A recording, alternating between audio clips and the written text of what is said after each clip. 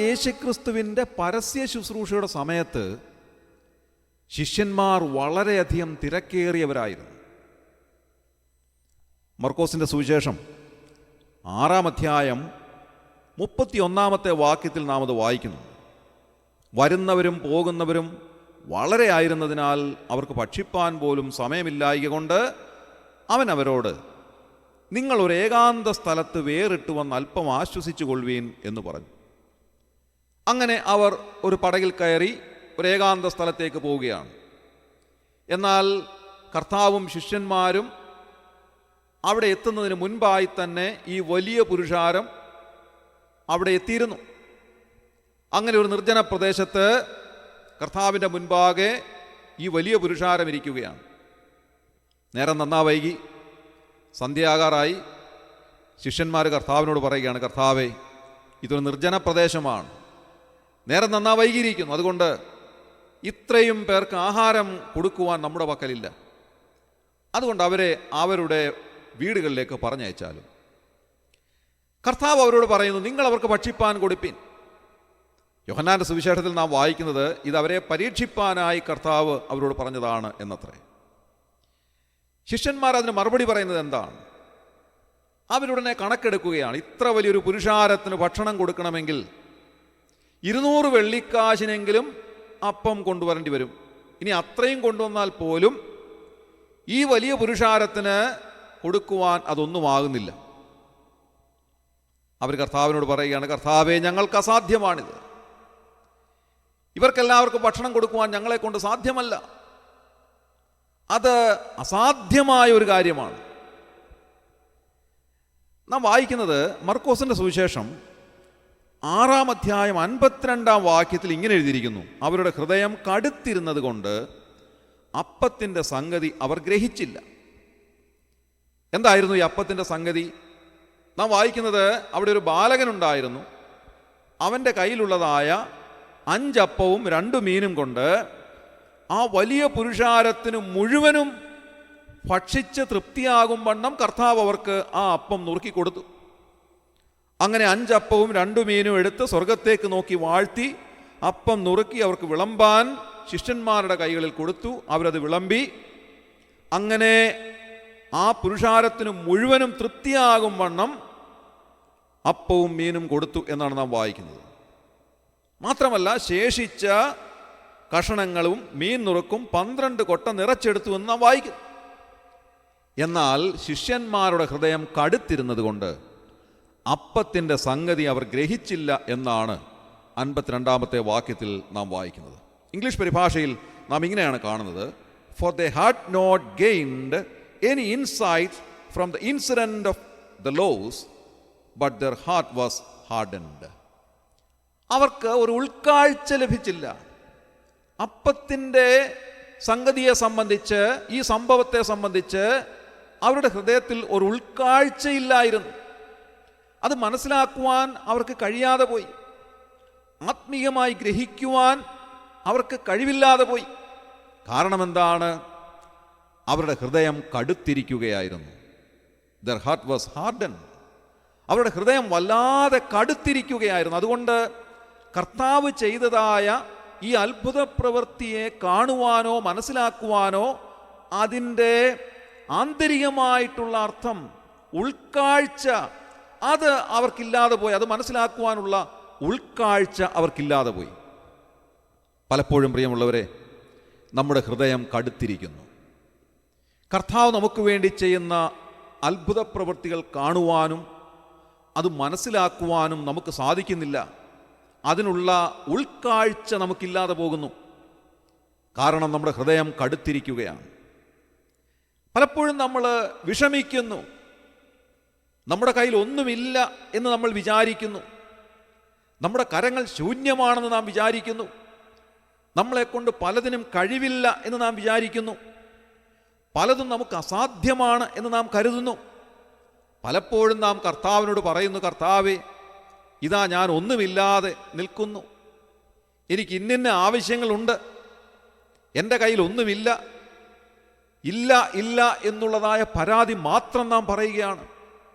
എനിക്ക് കഴിവില്ല എന്ന് നാം പറയുന്നു. ഞാൻ അപ്രാപ്തയാണ് എന്ന് നാം പറയുന്നു. എൻ്റെ മുൻപാകെ ഒരു ചുവട് വയ്ക്കുവാൻ സ്ഥലമില്ല എന്ന് നാം പറയുന്നു. ഞാൻ ആകപ്പാടെ വിഷമത്തിലായിരിക്കുന്നു എന്ന് നാം പറയുന്നു. ഇന്നത്തെ ദിവസം ഞാൻ എങ്ങനെ മുൻപോട്ട് പോകും എന്ന് ഞാൻ പറയുന്നു. നാളെ ഞാൻ എന്തായിത്തീരും എന്ന് വിഷമിച്ചുകൊണ്ട് ഞാൻ പരാതി പറയുന്നു. എന്നാൽ ഈ ഭാഗം നാം വായിക്കുമ്പോൾ ഒരു കാര്യം നമുക്ക് മനസ്സിലാകും. കർത്താവ് നമുക്ക് വേണ്ടിയുള്ളത് കൃത്യമായി നമ്മെ ഏൽപ്പിച്ചിട്ടുണ്ട്. ഈ വലിയ പുരുഷാരം, ഈ 5000-ഓളം പുരുഷന്മാരവിടെ ഉണ്ടെങ്കിൽ അവർക്ക് കൊടുക്കുവാനുള്ളതായ ആഹാരം അവിടെ തന്നെ ഉണ്ട്. 5 അപ്പവും 2 മീനുമായിരിക്കാം, അത് മതി. കർത്താവിനെ സംബന്ധിച്ചിടത്തോളം 5000 പുരുഷന്മാരല്ല, എത്ര വലിയ ജനതയായിരുന്നാലും അവർക്ക് വേണ്ടിയുള്ളതായ ആഹാരം അവിടെ ഉണ്ട്. അത് തിരിച്ചറിയുവാൻ ശിഷ്യന്മാർക്ക് സാധിച്ചില്ല. ശിഷ്യന്മാർ ഒരു കാര്യം മനസ്സിലാക്കണമായിരുന്നു. ഈ വലിയ പുരുഷാരത്തിന് കൊടുക്കുവാനുള്ള ആഹാരം അത് എത്ര വലുതായിരുന്നാലും അത് കൊടുക്കുവാൻ കഴിവുള്ള ഒരുവൻ ഇവിടെ ഉണ്ട്.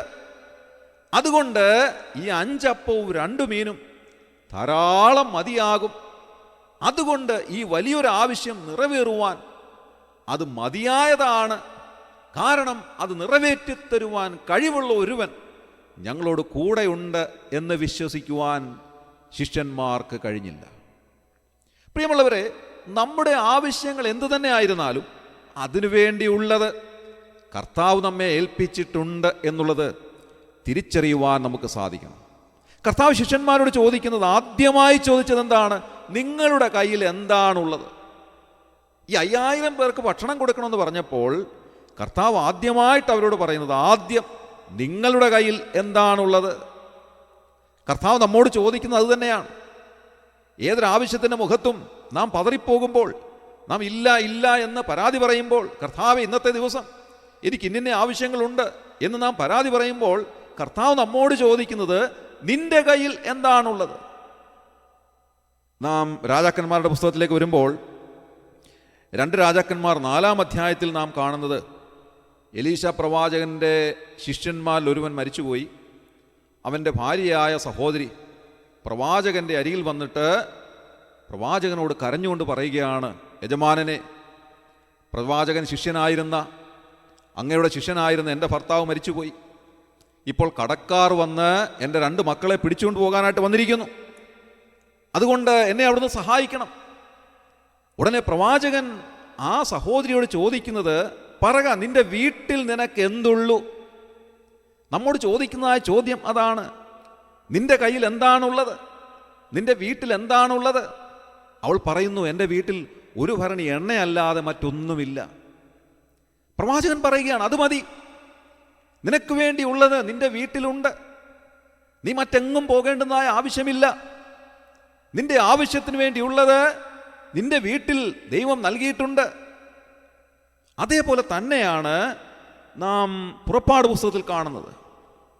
പുറപ്പാട് പുസ്തകത്തിൽ മോശയെ സംബന്ധിച്ച് നാം നോക്കുമ്പോൾ, മോശയെ ദൈവം മിസ്രൈമിലേക്ക് അയച്ച് ഇസ്രായേൽ മക്കളുടെ വിടുതലിന് വേണ്ടി അവനെ നിയോഗിക്കുമ്പോൾ മോശ ആദ്യം പോകുവാനായിട്ട് മടിച്ചു. പക്ഷേ മോശയ്ക്ക് ചില അത്ഭുതങ്ങളിലൂടെ ദൈവം ചില കാര്യങ്ങൾ മനസ്സിലാക്കി കൊടുക്കുകയാണ്. മോശയോട് പറഞ്ഞു, നിന്റെ കയ്യിലിരിക്കുന്നതായ ആ വടിയുണ്ടല്ലോ, അത് നീ നിലത്തേക്കൊന്ന് ഇടാൻ പറഞ്ഞു. അത് നിലത്തിട്ടപ്പോൾ ഒരു സർപ്പമായി തീർന്നു. മോശ അതിനെ കണ്ടിട്ട് ഓടിപ്പോയി എന്നാണ് നാം വായിക്കുന്നത്. ദൈവം മോശയോട് പറയുകയാണ്, നീ ആ സർപ്പത്തിൻ്റെ വാലിൽ പിടിച്ച് തിരികെ എടുക്കുക. അങ്ങനെ തിരികെ എടുത്തപ്പോൾ അത് പഴയതുപോലെ വടിയായിട്ട് തീർന്നു. മോശയ്ക്ക് അത്ഭുതകരമായ പല കാര്യങ്ങളും ചെയ്യുവാൻ അവൻ്റെ കയ്യിൽ തന്നെ ദൈവം ഒരു വടി കൊടുത്തിരുന്നു. ആ വടി മതിയായിരുന്നു തനിക്ക് അനേക കാര്യങ്ങൾ ചെയ്യുവാനായിട്ട്. പ്രിയമുള്ളവരെ, ദൈവം നമ്മെ ഏൽപ്പിച്ചിരിക്കുന്നതായ പല കാര്യങ്ങളും നമ്മുടെ ആവശ്യത്തിന് മതിയായതാണ് എന്ന് തിരിച്ചറിയുവാൻ നമുക്ക് സാധിക്കും.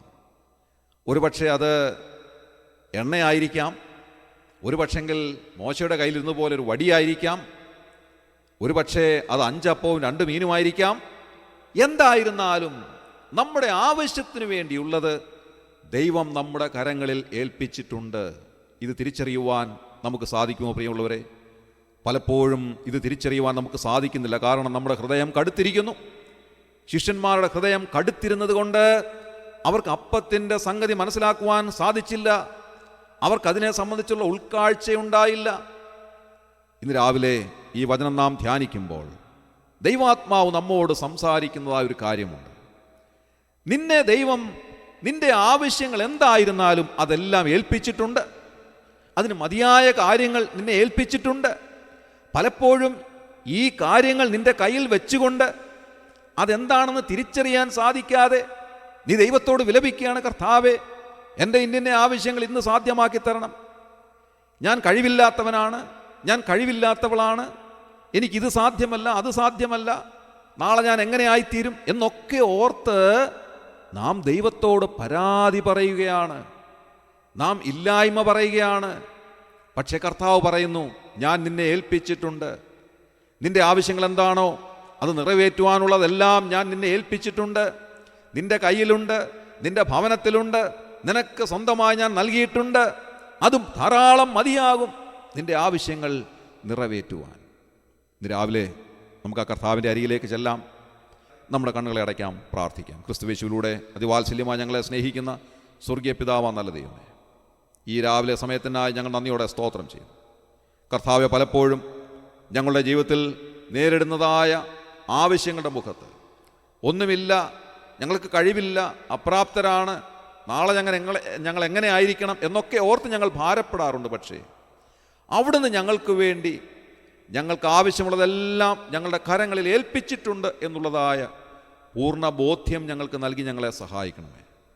അവിടുന്ന് ഞങ്ങളെ ഏൽപ്പിച്ചതിനെ സംബന്ധിച്ചുള്ളതായ ഉൾക്കാഴ്ചകൾ ഞങ്ങൾക്ക് നൽകി ഞങ്ങളെ സഹായിക്കണമേ.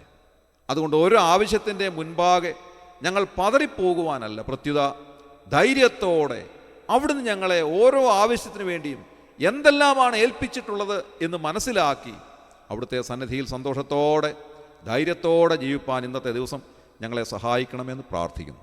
ഈ ശുശ്രൂഷയിൽ സംബന്ധിച്ച എല്ലാവരെയും അവിടുന്ന് അനുഗ്രഹിച്ചാട്ടെ. ഹൃദയം കടുത്തിരിക്കാതെ കർത്താവെ അവിടുത്തെ സന്നിധിയിൽ അടുത്തു വന്നിട്ട് അവിടുത്തെ മുഖത്തേക്ക് നോക്കി അവിടുന്ന് ഞങ്ങൾക്ക് വേണ്ടി ചെയ്ത അത്ഭുതങ്ങളെ തിരിച്ചറിയുവാൻ ഞങ്ങളെ സഹായിക്കണമെന്ന് പ്രാർത്ഥിക്കുന്നു. അവിടെ ചെയ്തതിനായി ഞങ്ങൾ നന്ദിയോടെ സ്തോത്രം ചെയ്യുന്നു. ഞങ്ങളുടെ പ്രാർത്ഥന കേട്ടതിനായി സ്തോത്രം. ഞങ്ങളുടെ കർത്താവിൻ്റെ രക്ഷിതാവുമായ യേശു ക്രിസ്തുവിൻ്റെ ധന്യമായ നാമത്തിൽ തന്നെ ആമേൻ.